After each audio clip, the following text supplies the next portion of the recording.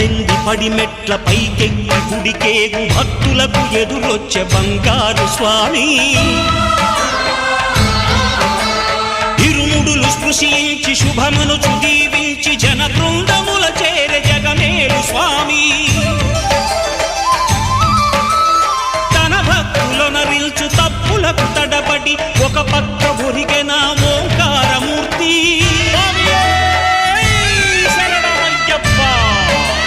స్వాములందరూ తనకు సాయము కాగా ధీమంతుడై లేచే ఆ కన్య స్వామి పట్టబంధము వీడి భక్తతతికై